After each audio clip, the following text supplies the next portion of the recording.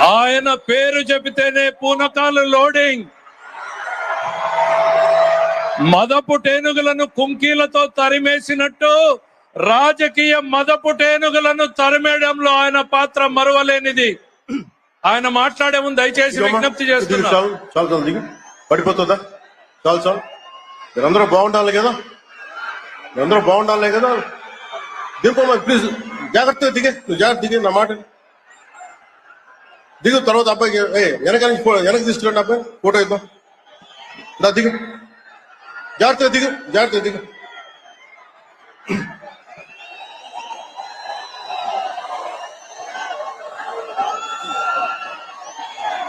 పుట్టపర్తి నారాయణాచార్యులు గారు రచించిన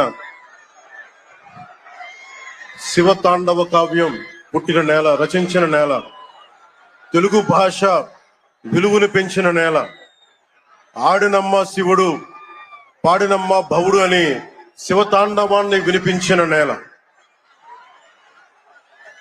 ఈ నేల ఒక పుట్టపర్తి నారాయణాచార్యులు,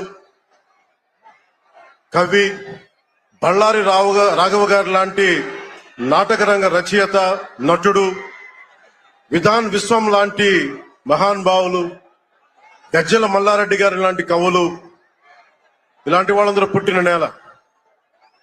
ప్రతి రాయలసీమ కవులు కళాకారులు అనేది ఋతువులు ఎన్నైనా మా రాళ్లసీమకి ఒకటే ఋతువు, కరువు ఋతువు.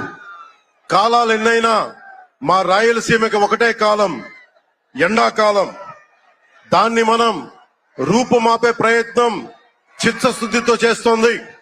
పరిశ్రమలు, ఉద్యాన పంటలు, సాగునీటి ప్రాజెక్టులు మొదలైనవి చేపట్టి రాయలసీమని రతనాల సీమగా మార్చే దిశలోనే